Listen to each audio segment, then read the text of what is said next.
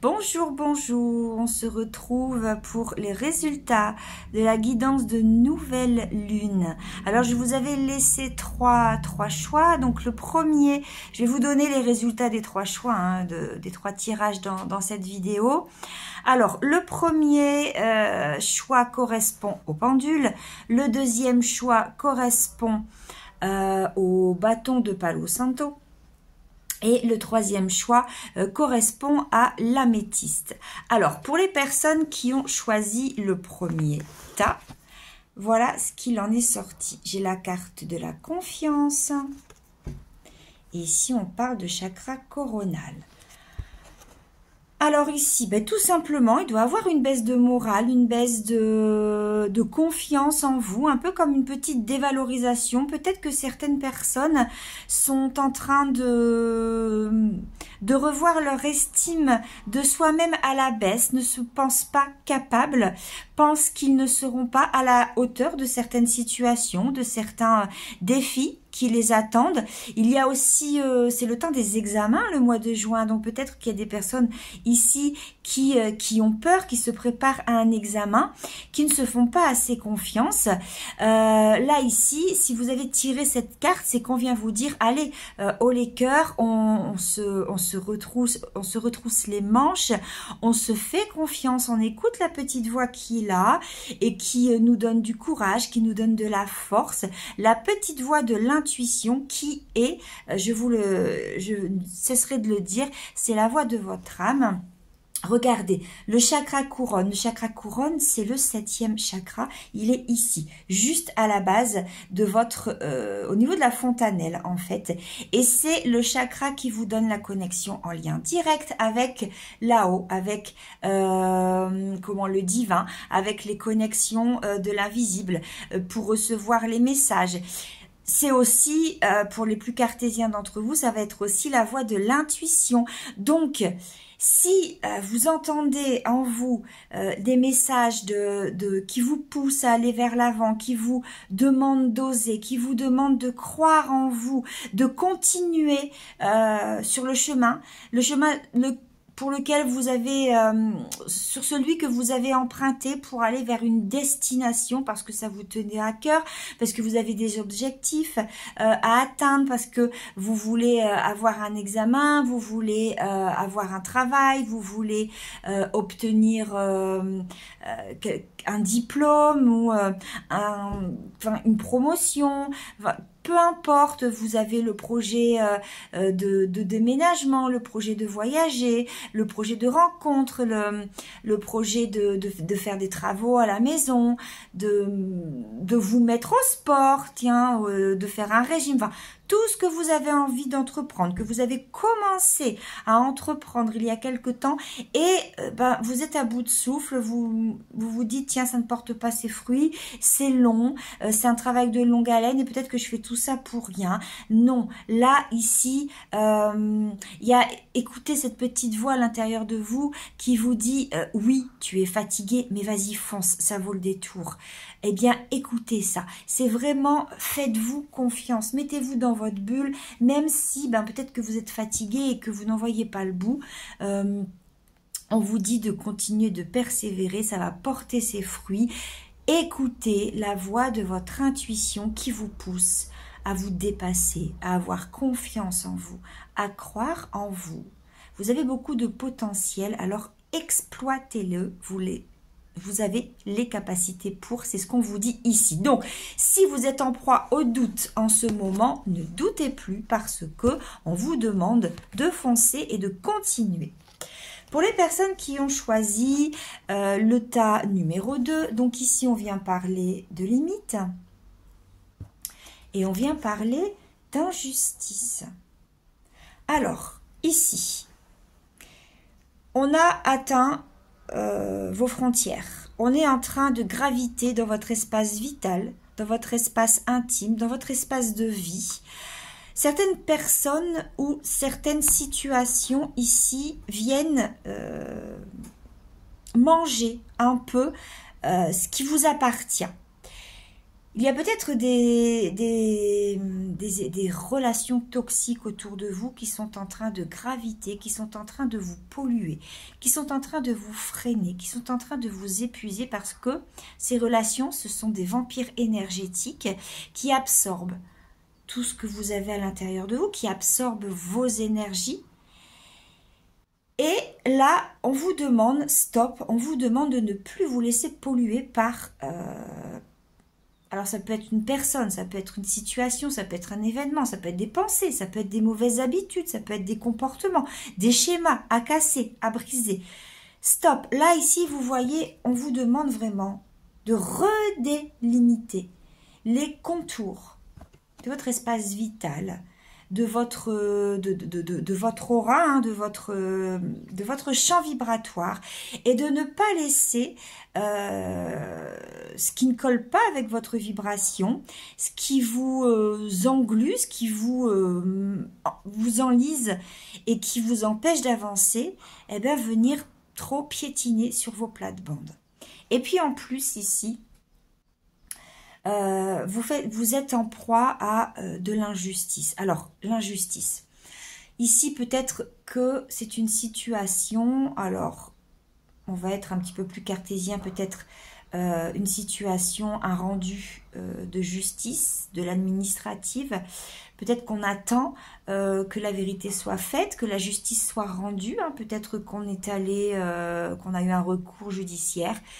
Et parce que justement, une personne vous a manqué de respect, vous a peut-être volé, vous a peut-être harcelé, vous a peut-être... Enfin, en tout cas, n'a pas respecté vos propres limites, ne vous a pas respecté vous. Et du coup, vous avez choisi de rendre justice et on attend le verdict.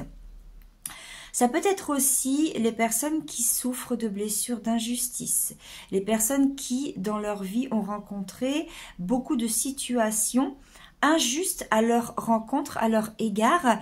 Et à aujourd'hui, on vous demande de cesser ce schéma-là, d'arrêter de toujours vous retrouver dans des schémas qui ne sont pas justes pour vous. Alors peut-être de vous interroger sur déjà, si on n'est pas juste avec moi, est-ce que moi je suis juste avec les autres? Ça c'est la première chose à vous poser comme question. Et puis, si on est clean, si on n'a rien à se reprocher, on n'est pas parfait, hein, forcément. Il y a toujours des petites choses qui sont faites, que l'on va faire, que l'on croit, qui sont bonnes, mais qui peuvent être défavorables ou qui ne sont pas bénéfiques pour les autres. Donc là, ben, il est temps pour vous de peut-être repenser, de revoir vos dires, vos pensées, vos actes envers les personnes. Et puis peut-être que ça va venir rétablir justement ce qui pèse trop sur la balance de l'injustice. Peut-être qu'il y a des choses que vous avez fait qui ne sont pas non plus justes pour vous, mais aussi pour les autres. Et bah, quand on se remet en question, quand on se pose la question... en quoi j'aurais pu être injuste envers l'autre? En quoi mes pensées, mes paroles, mes dires, mes actions, mes comportements ont fait qu'on s'est retrouvé dans ce schéma-là? Peut-être que vous allez trouver la solution, la réponse à votre question. Et ça va venir rééquilibrer justement la balance de cette justice.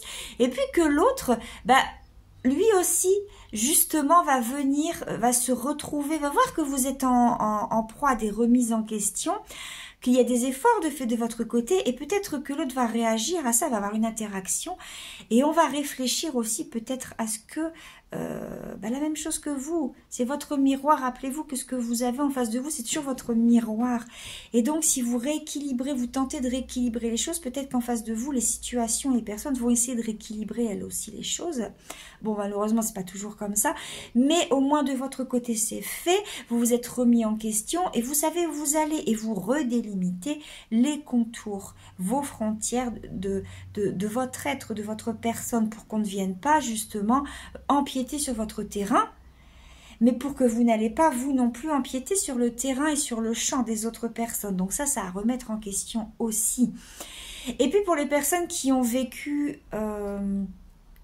qui sont sans cesse en situation qui vivent cette blessure d'injustice, posez-vous cette question. C'est toujours ce que je dis quand les personnes viennent me voir en guidance, c'est-à-dire quand vous avez été l'objet de nombreuses injustices dans votre vie, généralement lorsqu'il y a une situation qui arrive, il y a cette peur irrémédiable qui arrive et qui, comme s'il y avait une ampoule au-dessus de votre tête qui s'allume et qui dit attention, injustice, tu vas être traité injustement, on va t'humilier ou ça va pas encore être en ta faveur.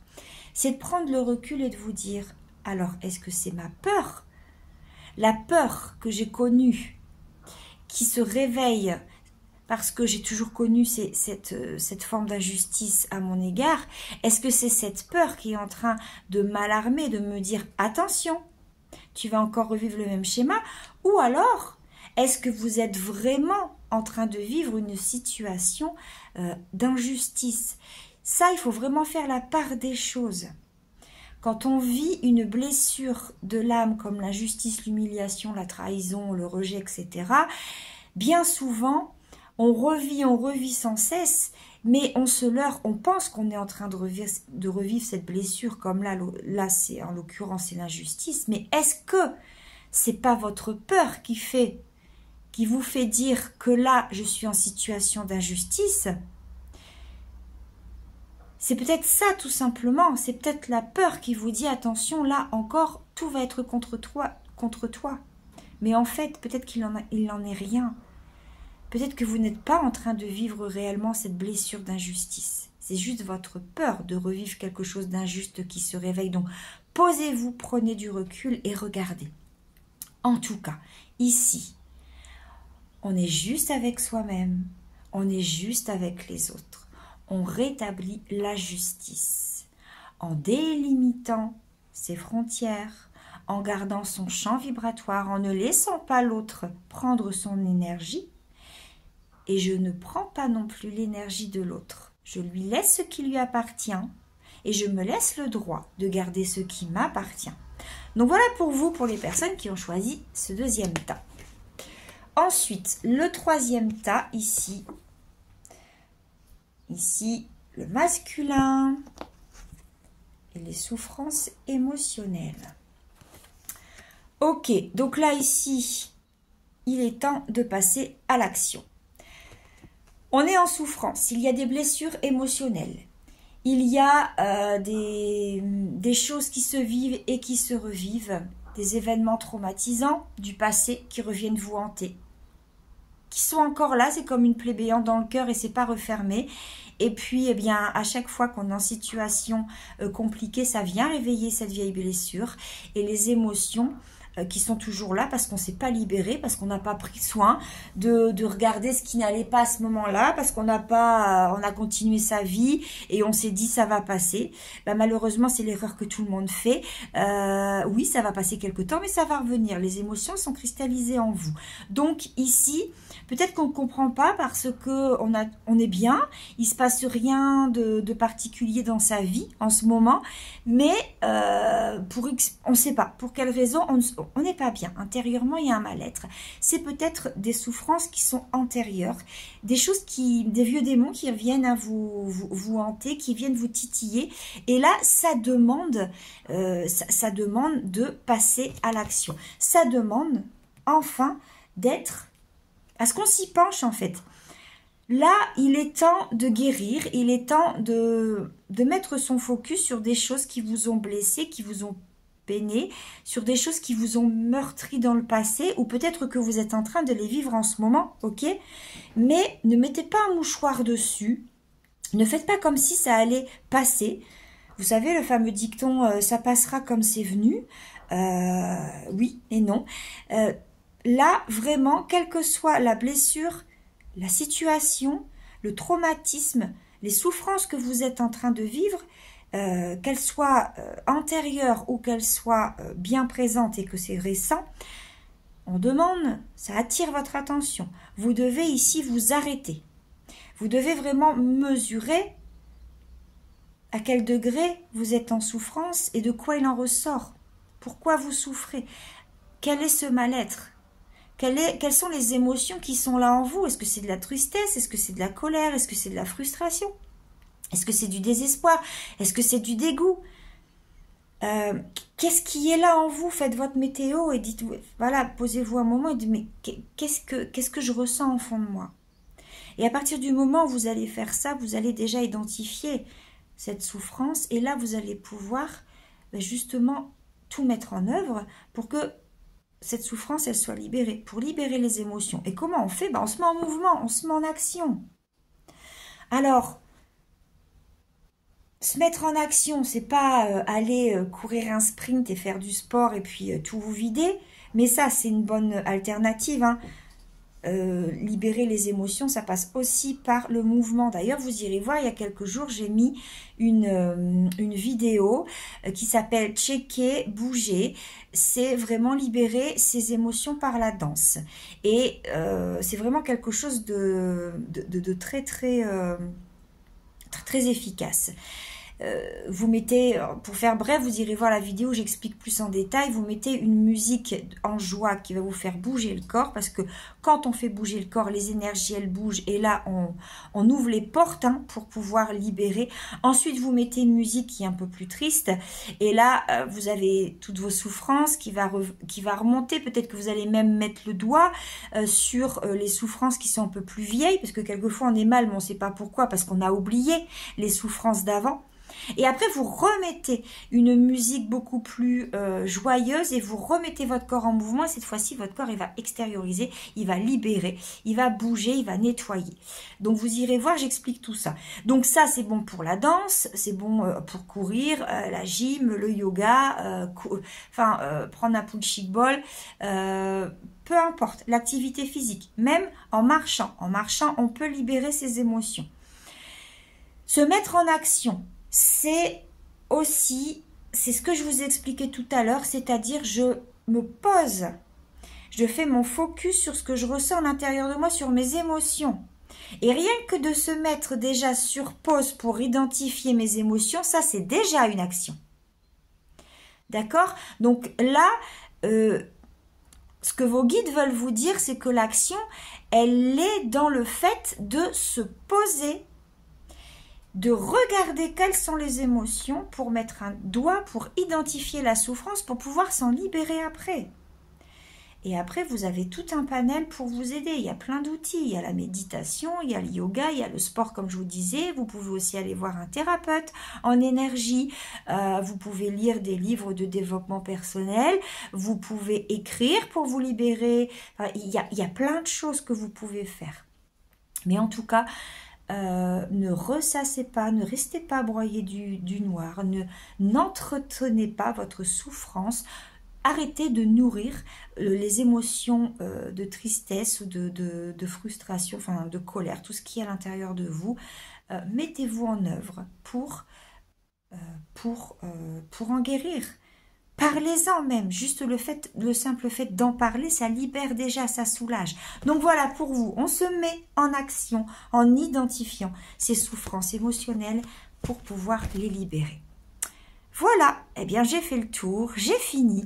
Je vous souhaite une très très belle soirée de nouvelle lune. Un nouveau cycle commence, donc qui dit nouveau cycle, dit nouvelles énergies, nouveau chapitre de votre vie. Donc, pour les adeptes de rituels, faites votre petit rituel d'écriture, posez vos intentions, etc. Libérez-vous, s'il y a des choses à libérer sur le cœur, vous brûlez après.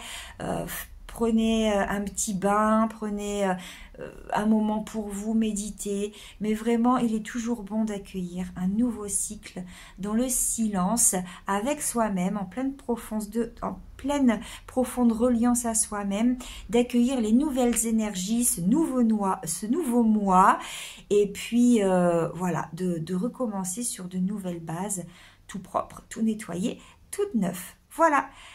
Belle journée, belle soirée à vous. Tout dépend du moment où vous regardez cette vidéo. À très vite.